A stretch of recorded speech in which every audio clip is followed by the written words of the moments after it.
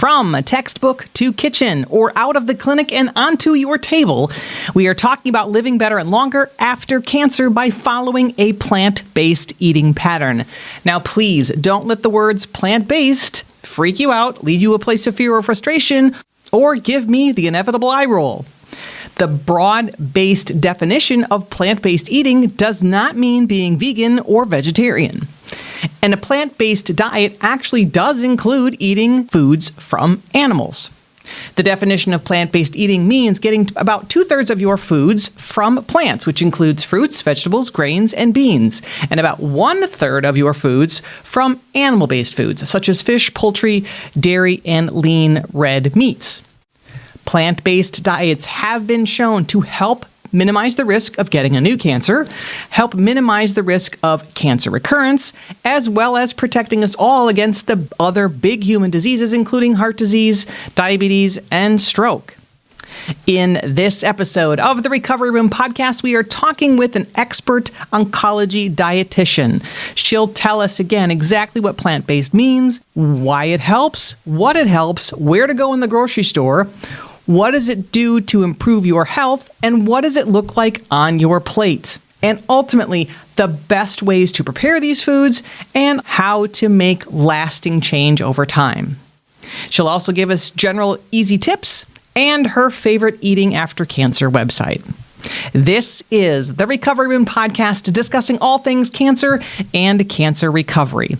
At the time of this recording, the Recovery Room podcast is a young podcast, and we will best grow with the support of our audience. So please help us reach more cancer patients and survivors by hitting the subscribe, like, and share buttons on this and all Recovery Room podcasts that you find helpful. This particular podcast was recorded during a pretty nasty storm here in the Midwest region of the United States, so please forgive some of the glitches in the internet connection and recording. Thanks again for being here. I'm Dr. Leslie Walke, your friendly neighborhood oncology physical therapist. Glad to have you here. Enjoy the show. Mandy Mindin, registered oncology dietitian extraordinaire. Welcome to the show. Glad to have you here. Glad to be here. Thank you. Awesome. So I have like gazillions of questions for you. Bring them on. I know, I love that about you. So because I have a gazillion questions because my patients have a gazillion questions. And obviously this is not even remotely near my area of expertise. So in this episode, I want to talk about specifically plant-based eating, plant-based diet. So we're going to talk about what it is, why it's good, what's the data, and then what does it look like on somebody's plate? That's another big translation from textbook to kitchen. And then we can touch on some other stuff. So can you just begin by telling us define what is plant-based eating? Absolutely. So, defining something with numerical value behind it, I like to try and do for people. So it's about 2/3 or more of all the foods that you are eating during the day. They should try to come from a plant. So that's where that plant-based eating pattern comes from. Okay. What's coming from a plant? Well, so I can define that a little further. Yep, please Fruit, vegetable, whole grains also count as a plant, and then beans or legumes as well. So You've got the 2/3 over here of the plant-based foods, and then the 1/3 or less should come from an animal. So those would be your poultry, your fish, your dairy items, and lean red meats. Okay. This idea emphasizes whole food, the minimally processed foods, and now processed kind of gets a bad rap too. We're specifically talking about packaged items. So the more something is changed from its original origin, the more processing it has gone through. Okay. And then also looking at reducing the added sugar intake following this eating pattern with moderate, high quality. I'm going to pause for a second. High quality animal products. Okay. Very good. All right. So that's what plant-based eating is. So is there any evidence that this is better for a cancer survivor than a regular diet? Or what's the data? Why is it good? Yep, absolutely. So, and really quickly, just to clarify, because plant-based kind of I don't want it to be a fear word, if you will, because Right. it doesn't mean that you would be a vegetarian or a vegan, for instance. It's not that you're never going to eat the dairy or meat items. Instead, it's more of proportionally choosing more of your foods from the plant sources. Okay. And nutrition research in the past has heavily examined plant-based eating patterns for those benefits, as you mentioned, Leslie. So they particularly looked at the Mediterranean diet as the plant-based form, if you will. And that one would be your fresh fruits, your fresh vegetables, the whole grains, and then those lean proteins coming into play. And it reduced overall risk of actually quite a bit of diseases. So yes, you have your certain cancers that come into play, but then also we've got the cardiac and we have some diabetes in there that come into play. So it just really confirms that the variety of plant-based foods can honestly help not just reducing risk for cancer, but different types of diseases across the board from the variety of nutrients and minerals that you are getting from those plant-based items. Right. And most people with cancer will die of heart disease. Right. So it's so important so when I talk about exercise and all these other things, I'm like, we're so focused. Yeah, you want to focus on cancer because you don't want it to come back. You still have to realize that there's so many other things that will try to kill us in this world. So it's unfortunately, I see a lot of the trifecta, I call it, and it's my cancer patients, but then like you mentioned, the heart disease and then the diabetes. Yes. So the plant-based is really trying to get toward improving risk of any of those or recurrence along with that. Okay. All right. So patient A just gets told they have to should eat a plant-based diet. So what do they do when they go to the grocery store? What does it look like on their plate? How do they do it? I think that's the big transition from clinic to kitchen to home. What do people do? Absolutely. I think that's really where we need to nail it in there too for hitting that home run, because we can tell people left and right and explain things in handouts out, but really making sure that transitions over to actual home life and environment. Right. And this actually, taking a step back too, I meant to mention as well, the risk of reducing diseases, but also it increases overall fiber intake because those fruits, Right. those vegetables, and those whole grains are so high in that nutrient. So that's another benefit. But back to the how. So this is probably my favorite piece to talk about when I'm in clinic.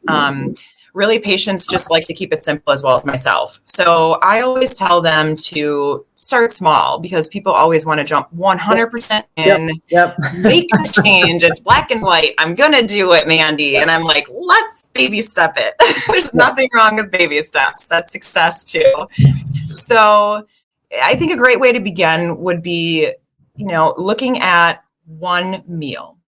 Look at one meal or look at one ingredient. Okay. Start with one item at a time. It may not seem big picture, but again, once we change the eating pattern in general and you become used to this way of eating, it will become more enjoyable. It will feel like it's going to be successful and you will feel that encouragement. So I always say start with one. Okay. Then I send my patients to look and do their own research. And I say that with a grain of salt. So just search for a few things on the internet, enticing plant-based recipes that are really simple to prepare. And that would be no more than 3 or 4 ingredients. Again, it's really trying to start small and baby step it into it. I often actually send them to Pinterest. There's a lot of recipes on that site, but Cook for Your Life is a really wonderful oncology source that I myself actually pull a lot of recipes off the web. Cook for Your Life. For Your Life. Okay. So research is my next tip. And then I know this was pretty hot and heavy. I think for a while it's been pretty hot and heavy, but cooking a meatless dish. So you hear, meatless Monday and whatnot, but any day of the week, it wouldn't matter. But just choosing one dish it doesn't have to be a whole day. Just, I want to do lunch and then make a veggie pizza, for example. So taking your standard pizza that you would usually get pepperoni or sausage on, and you could even, if you got both of those, remove the sausage only from it and then add bell peppers, for instance. Okay. So there you are bringing in one vegetable source and you're changing that dish around to work toward more of a plant-based dish. Okay. So can you describe for me like a plant-based breakfast? Yep. In that sense, it it could be your standard just pancakes if you wanted, and then grabbing a side dish of that half of a cup of mixed berries for the fruit piece. Okay. I encourage my patients to try and go for at least 2 to 3 different food groups per meal. So, you've got the carbohydrates, the whole grains right there. You've got the fruit with the mixed berries, and then maybe you could grab a glass of milk, or if you wanted to do a vegetable with breakfast, you could do a side of sauteed mushrooms, for instance. So then that would be your 3 different food groups, and that would be your plant-based eating pattern as well right there. Okay. All right. So when somebody goes to the grocery store, what do they throw into their cart? So you've mentioned berries, so strawberries, blueberries, grapes. What kind of nuts and legumes do you recommend? What do I put in my cart? Yep. So I would say, I know it's been really mentioned across the board. A lot of other dietitians out there I've heard as well say shop the perimeter, but I'm going to kind of debunk that a little bit. Yes, you've got the perimeter, of course, offering you the fruits and the vegetables on both sides, so the fresh and the frozen. And I will say a little PSA here. Frozen is just as good for you as fresh. Yeah. So you've got the same nutrients, even though they're frozen. And bonus, they're cheaper typically, and you can have them longer in your freezer. Yeah, very good. So lots of tips there. But the middle of the grocery store, not bad guy. Right. So I know that's where we find all of the packaged items and the canned items. However, as you just mentioned, the beans and legumes are found in the middle in a can. So when you are picking out beans, I would say it can truly be any type of bean. If you prefer chickpea over black bean, that's fine. I appoint people to try and choose the low sodium options, the no salt added. If your grocery store does not have that, that's okay. I would put your beans in a strainer or legumes in a strainer and rinse them off. So even though it still has the same amount of sodium in there, you can still get some off in the rinsing process. Okay. Otherwise, parameter-wise, yes, I am telling people to shop for the mixed berries. And, those have all the antioxidants to them, absolutely. But sometimes you have to shop by season. So it really kind of varies what's in at the moment, what I'm telling people to get. But I'm always emphasizing variety. Make sure you're not just eating only the orange vegetables, for instance. Right. Make sure you're getting in some sort of color, red bell pepper, and then you're doing broccoli over here. Make sure that you're not eating the same fruits all the time because, again, we really want to hone in on trying to get a variety of nutrients. So you're doing bananas, you're doing berries, maybe you want apples. So it's main key is variety. And again, I'll say that the parameter is wonderful, but make sure we go all around the store and not just staying in the fresh produce area. And does it matter how you prepare your vegetables? Grilling, steaming, frying, boiling? So I tell a lot of people it just is taste preference, really. I'm never going to talk someone out of wanting to prepare something a certain way if they truly enjoy it. With that being said, though, if something is boiled too long, some of those nutrients do get lost in the water. Okay. So I push people toward if they want that softer vegetable item, broccoli, for instance, is a simple example, try and steam it because then at least it's losing minimal amounts of nutrients coming from that because it's not actually in that water base. Roasting is wonderful. It's got a really nice flavor profile and people, at least my patients, really tend to enjoy the crunch to things. And then seasonings, I always encourage people to play with too, because even if they aren't big, huge vegetable fans, because that tends to be the food group that I get pushed back on a lot, I just encourage people to toy with those different types of cooking actually, because they can surprise themselves sometimes where they actually are like, oh, Mandy, I hate peas. And I'm like, well, have we tried it in different dishes or tried it with different seasonings? So I actually encourage everyone to toy around with different ways of prepping food. Okay. So meat is not the enemy. Meat's not going to kill everybody, but how we do want to minimize how much we eat or at least keep track of it. So what about red meat, fish, poultry? How much can you have? How much is okay? What's too much? Can you get too little?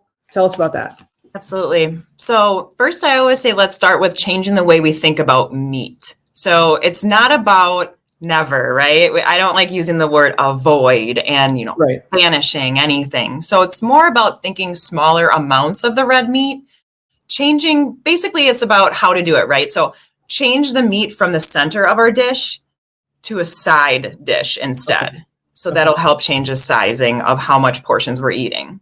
So can you ever eat red meat and fish and poultry? Absolutely. Plant-based means mostly plant-based, not avoiding animal products completely. Okay. So the recommendation for this food group would be consuming between 12 to 18 ounces of red meat per week. I like to give a visual for people because I don't ever expect my patients or friends or family who are asking me advice to go and go buy scales or go buy, measuring tools, right? I actually say use the size of your palm. So right here, the size of your palm is about 3 to 4 ounces of a serving. Okay. So that can kind of just be that eyeball when you're looking at your plate. Oh, maybe I've got a little too much here. So it's a nice way to gauge it and not feel like, oh my gosh, I am measuring everything because Mandy told me to. Like, that's not what we're going for. So palms are really nice gauging for the 3 to 4 ounces. Okay. So, and that would be cooked. So when I'm going back to the 12 to 18 per week, it's the cooked amount. And then another visual way to kind of gauge that would be the thickness could be the size of like a deck of cards, for instance. Okay. So when we're gauging that, also, if you don't want to think of it in a week long, it's like 6 times per week. Well, so 6 times per week would be the 3 ounces, or if you want to switch it around, it will be the 6 ounces 3 times a week. So you can pick and choose. And it doesn't have to be like, oh, I only can do it like Monday, Tuesday, Wednesday. You can break it up. You can eat however you would like. Right. Benefits to these items, absolutely. And that's why I actually recommend some of my patients to bring lean red meat back in. When I say lean red meat, I mean like meats with loin at the end. Sirloin, tenderloins are very nice lean cuts of meat. 20% of that beef is another example of those lean choices. So red meat provides vitamin B12. Can't find that in plant-based items solely. So that's why that has to come into play as a player in your game, because it is really important nutrient, a vitamin to help with energy. And it also has a good amount of protein. And protein really is your best friend during cancer treatment, but also afterward. And actually, in any time in life, I think it's just a really good macronutrient for you to be consuming enough. And I know your average person, myself included, has a hard time trying to make sure we get enough in. So red meat's another nice option. And then chicken and fish, along with providing the protein, they provide omega-3s, which it's considered a nice lean. It's a decrease in saturated fat. So when we're looking at the fats, we're always trying to reduce how much of that saturated fat we're going for. Chicken and fish can do that for us. Okay. All right. Well, this has been so helpful. Small steps make big differences, I like to say. Yeah, I like that. That's very true with exercise as well. So, yes. All right. Well, Mandy, thank you so much. This has been very helpful in clearing this up, and I really appreciate your expertise and look forward to you coming back to the show another time. Great. Thanks for having me, Leslie. I appreciate it. Thanks. And here is your episode recap. Again, a plant-based diet does not mean avoiding meats. It means getting to about 2/3 of your foods from plant sources and about 1/3 from lean meats and dairy.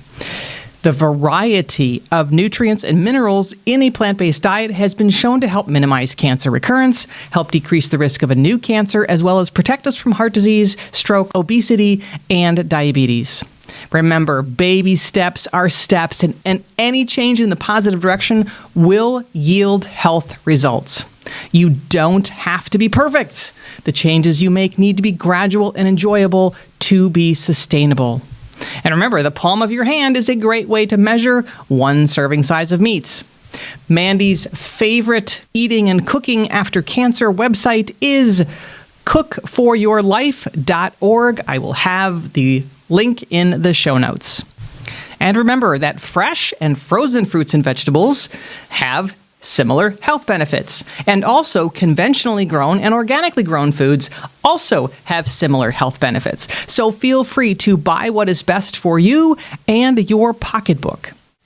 And there is no need to demonize the middle of the grocery store or any other particular food for that matter.